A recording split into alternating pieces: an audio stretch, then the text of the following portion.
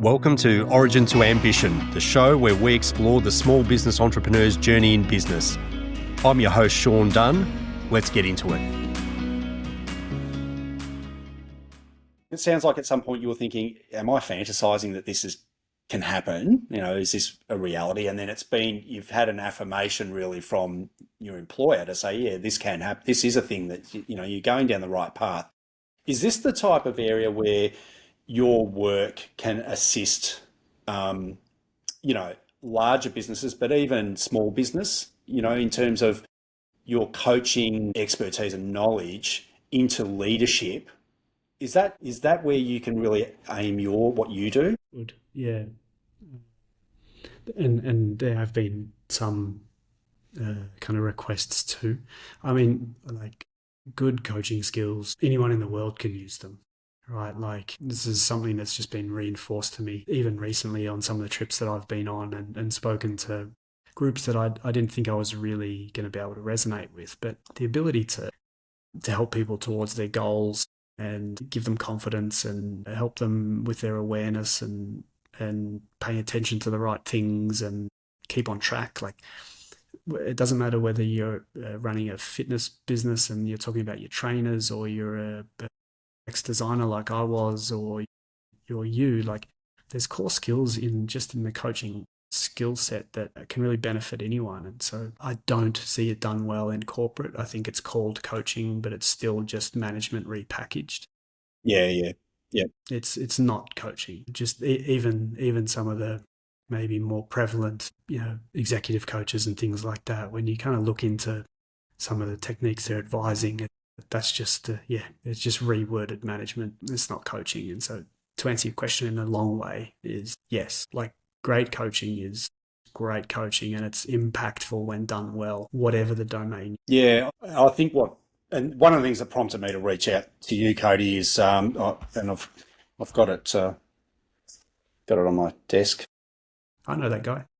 Yeah, it's been it really resonated with me, and that's your book, Second Set of Eyes. And it's a bit dog-eared already, which is, I think, how a book should be treated if you're serious about reading it. Good. And I think that's why I reached out and wanted to speak to you today, was that this is not about me, but just give you a bit of my experience, where I've felt over recent years my role as a business and personal financial advisor has kind of evolved more towards being a coaching role almost. I think when I first started 25 years ago, you were basically a technical expert and people just paid you to be a technical expert, so to speak, that you know your stuff around investing and finance and so on and so forth. And I find now a lot of my clients are entrepreneurs, clients, or high income earning executives. And I really find that really you become the coach, like you're trying to move them towards a goal set over a period of time. And in reality, it's cyclical. You sort of go through one phase of strategy and improvement for them, and then really that cycles up to the next phase. Like you're sort of doing the same process, but just taking it to a different level every time and trying to layer up, I suppose, with them. And that's why your book resonated, because I was just reading and saying, I just need to do more of this stuff, like without trying to, oversimplify it. Does that, I think that's where what you do. I mean, I think people in all facets of life should be sort of reading your books, to be perfectly honest. If you want to know anything about leadership, then you want to be a good coach. A good coach is a good leader, a great leader. And be, yeah. Often with good coaching themselves. Yes, yeah. Well, I want to come to that at some point. So let's go back to self-employed, because I'd like to circle back to leadership at some point. But with self-employed, what are some of the lessons that you've learned? Like, what's worked for you? And you say you had a good start, a bit of a leg up in starting. But what are the things that you found over your journey being self-employed that have worked? And what are the things that even yourself, you'd sort of look back at the start of it and say, I might have done that differently? Because I think those are the lessons people can learn if they're thinking about starting a business or being self-employed. That's all right. The stuff that maybe went well for me, and again, I don't mean to keep kind of intimating at this, but I think I was really lucky in this sense, in that I had just come from 7 years of designing and releasing products into mass market. Like, we were the biggest bank in the country and we had 5 million daily users. And this is all I was doing, and releasing products and adaptations. And so I was like in product mode. And so I was also able to look at myself as a product while I was in that mode. And so there's now, one of the things I did well was I separated Cody Royle the person from Cody Royle the brand or the company or the business, and designed the business as a like we would a tech product.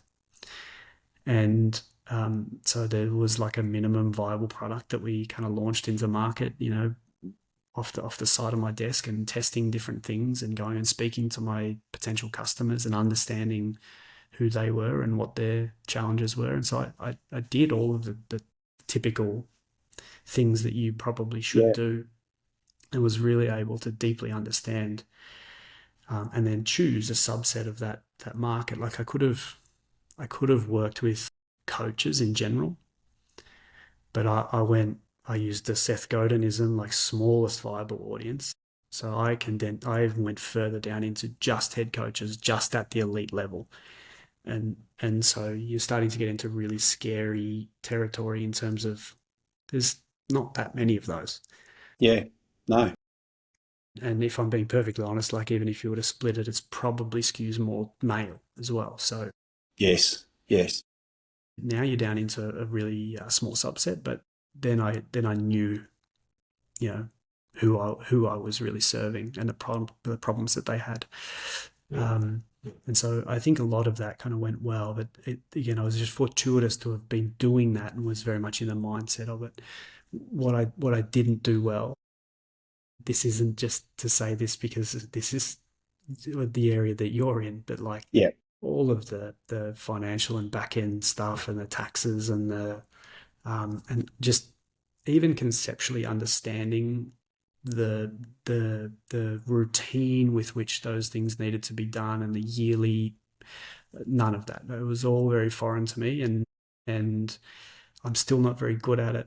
I still don't like it, but I needed someone to probably grab me by the scruff of the neck and say, if you're going to be a small business operator, this has to be a part of your week every week. I was more inclined to just push it off to the side. Yes. And that doesn't benefit you. No. It really doesn't. And for those listening who want to take a lesson from that, and there's a lot of lessons there, but at high level, is having a big scary goal part of being an entrepreneur? Like, that's something I think people should have that. And I think you've kind of given yourself that big, massive goal or task. Is that something you would say to an entrepreneur or someone aspiring to be entrepreneurial? Bite off that goal. Definitely, yeah. The bigger the better, and it doesn't need to turn into this conquer the world, the next Amazon or the next TikTok or something like that. It can be a cause, or it can be a goal, but it should really be, it should seem insurmountable as far as I'm concerned, because you in your questions that you sent me, one of them was like, what are the traits? And this kind of dovetails nicely into the traits of good, particularly entrepreneurs. Like, determination is probably the biggest one that I can think of. Yes. And stamina, and like, having a big goal can keep you on track, keep you determined, keep you working towards something, always kind of pushing towards, there's maybe more, there's more out of this product, or there's more in me as a human being, or there's more in my team, and staying determined and having some stamina around that. Because the reality is, like, success in what we're doing is, most of it is staying in the game. Yeah, absolutely. So if you don't have a big vision or a big goal attached to that, I think it's easy to drop out of the game, and you never know how close you really were to cracking what you were working on. Yeah, I love it. You did. You beat me to the punch there, Cody. That was exactly going to be my next question. So you beat me there. I do ask this question. It does feed off the back of that to a degree. Is entrepreneurship for everybody? Because you've got to have those things that you just said. Yeah, you've got to have a lot of grit and determination and ideas, and be willing to change your mind and absorb risk. And yeah, it's just like saying, is leadership for everyone? I think the cold reality of it is no. Mm. I think a lot of people have the capability to lead in their own domain, but it's just generally not what they find themselves doing. Yeah, no, I think there needs to be something. To be an entrepreneur, I think there needs to be a screw loose. I think you might be right. Yeah, well, I say this to the coaches that I work with. I'm really fortunate. I get to work with the people that are chasing like the top of the top. Yeah, But to even suggest that that's possible, you've got to have a screw loose. yeah.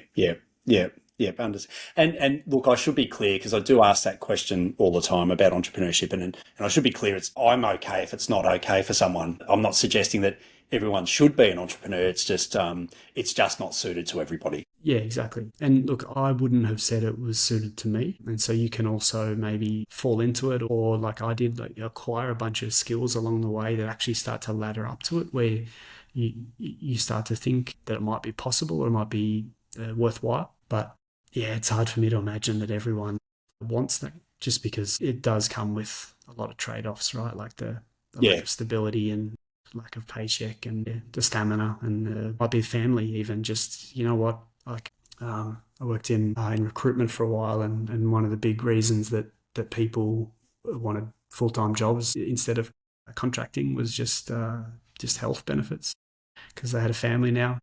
So life's changed. But what I would say is, you might not be an entrepreneur necessarily, but I think we can all be creators. yeah. The means to create art or write or make music or create something in the world that is of value, that doesn't need to be an entrepreneurial pursuit. I'm big on that too. I think a lot of people maybe don't explore that when they should.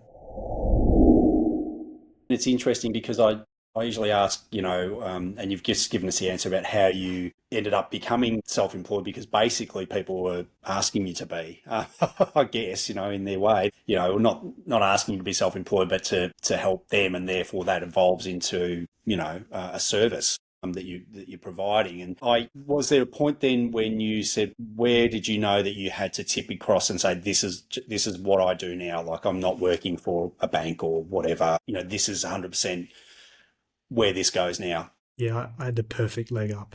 And I'll always remember this, and I'll always be fond of this.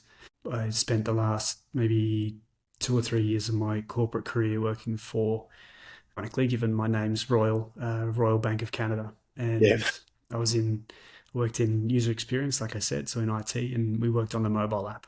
And when I was hired, the director said to me, "Do you want to know why we hired?" And I said, "Sure." No one usually offers up that information, but yeah, I'll listen. And he said, "You're a good writer, but we can find them anyway." It's like, what we love about you is you do this leadership stuff, and we want you to keep doing that. And we want you to, if you get to speak about that topic, we want you to speak about it. And we're a team of designers, and so everyone has their own little business off on the side, graphic designers and things like that. And so, like, keep exploring what you're doing. And so I had a leg up in that my work allowed me to continue to build a little business on the side, that I could basically get to a, 0.5 FTE or headcount whilst working full time. Actually, didn't have kids yet, and so I was able to build half a business while still consulting at the bank. And they were not only open to it, but encouraging of it. I mean, I've never heard that story from anyone else. It's usually the other way around. You're having to hide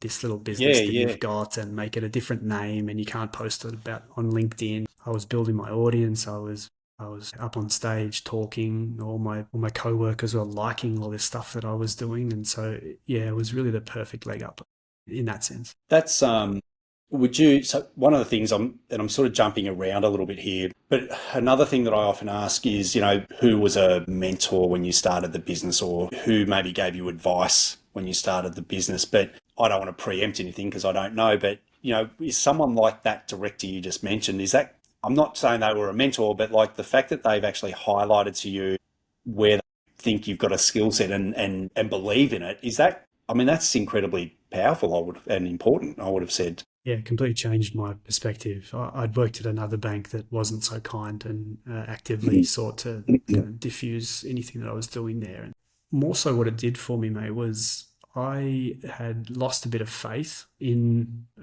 leadership and management in big companies like that. I was writing about it, speaking about it on stage and saying how good this can be.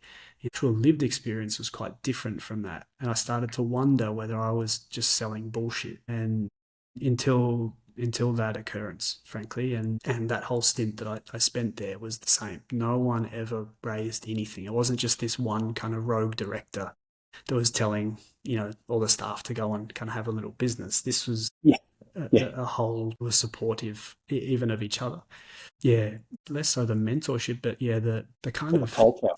Yeah, and just the little push out onto the playground, right? Like, go, do it. Yeah. Everyone needs one of them from time to time. Yeah, absolutely. I think for entrepreneurs, often that's the challenge, is to find that person, or to find people, that are either a mentor or an advisor, or just a supportive peer group, that can, give you their insights and their experiences of what's worked and maybe not worked for them. Find that in a large institution, is really very different, maybe sadly. Yeah, and that's what I mean, is I was starting to think, like, am I off track here? Like, I would love for this to actually be a thing, but I couldn't reconcile where that would be until I ran into it. I'll finish on this one. If you look back on the time that you've been self-employed, your entrepreneurial journey, can you distill down to one and maybe two things that you are most proud of having been able to create in that journey? Yeah, it's one, and it came up today, so that's why it's top of mind, is I get intermittent messages from people that I've never met, that I don't know, saying, I read something that you wrote, or I listened to you on a podcast and it helped me. And to me, that's the ultimate. Like I said, around the coaching things, like I don't really need much more than that. And so to kind of get that, just random email pop into my inbox from someone, hey, you don't know me, and you know what, I read your book 3 years ago.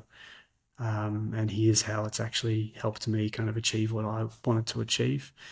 So to be able to kind of add value to people's lives where you don't know them, you don't know they're a consumer of your work, you don't know, I guess you'd call them a customer, they've bought a book or something like that, but they're not kind of on my radar and I'm not working with them. That's the most gratifying to me by far. And even if I don't end up being self-employed for the rest of my life, I'll probably still write books. And so I hope I can still kind of have that element where people send me a note and say, hey, you don't know me, but this bit really spoke to me, or I read it the first time and the second time through it spoke to me in a different way and it helped me in a different way. And so to be able to impact people like that just through written word, I think is magic. Yeah, positive impact on people you don't even know. That's just amazing. So that's, well, Cody, you should be proud of what you've done and what you're doing. I think it's brilliant personally. I want to thank you very much for being gracious enough to accept my invitation to come on and spend some time talking, especially originally a Melbourne boy yourself, and I'm located in Melbourne. So I really appreciate your time. So thank you very much for joining me today. Again, I appreciate the invite and I'm glad we got to do this. And that's all for this episode of Origin to Ambition. Thanks for tuning in. To make sure you don't miss our next conversation, be sure to subscribe on Apple Podcasts, Spotify, or wherever you listen in. For more information, you can visit us at dominiumcapital.com.au, and we'll see you next time.